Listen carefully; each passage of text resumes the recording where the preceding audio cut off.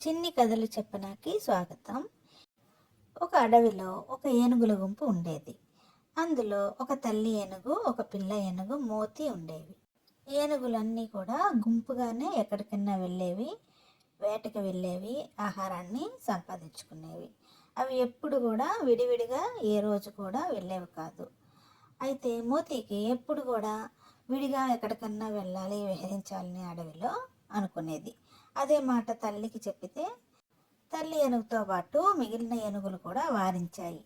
అలా ఒంటరిగా వెళితే క్రూర జంతువులు మీద పడి ఏమైనా హాని చేస్తాయి అని మోతికి నచ్చచెప్పాయి. కానీ మోతి వినలేదు. ఏ రోజైనా ఒంటరిగా అడవిలో విహరిద్దామని అనుకుంది. అయితే ఈ మాటలన్నీ ఒక సింహము పొదల చాటు నుంచి విన్నది.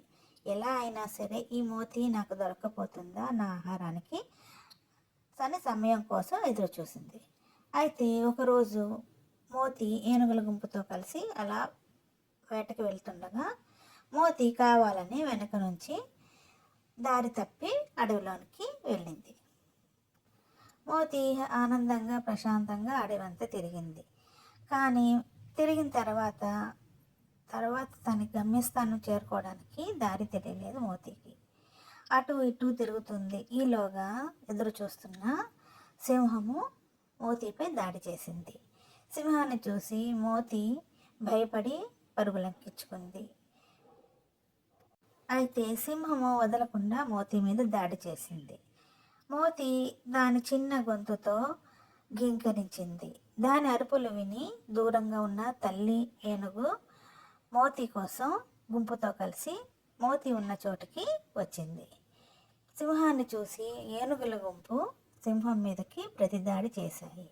సింహము ఒక్కటే అయిపోయింది. ఏనుగులు ఎక్కువ ఉన్నాయి కాబట్టి సింహము వాటి దాటికి తాళలేక అక్కడి నుంచి పరుగు తీసింది అడవిలోకి. అయితే ఏనుగుల గుంపు వదలకుండా సింహాన్ని వెంటపడి మరీ పరుగులెత్తించాయి. సింహము భయపడి అడవిలోనికి పారిపోయింది. తల్లి ఏనుగు మోతి దగ్గరికి వచ్చి గట్టిగా పట్టుకొని వాటేసుకుంది. మోతి కూడా భయంతో ఆనందంతో తల్లి దగ్గర ఒదిగి కూర్చుంది.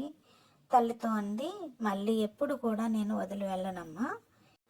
కలిసి ఉంటేనే కలదు సుఖము, ఒంటరిగా ఉంటే ఏమి చేయలేమని నాకు అర్థమైంది అని ఏనుగుల గుంపుతో కలిసి సరదాగా ఆడుతూ పాడుతూ మోతి అడవిలోకి ఆనందంగా పరుగు తీసింది. Please do like, share and subscribe my channel. చిన్ని కథలు చెప్పనా.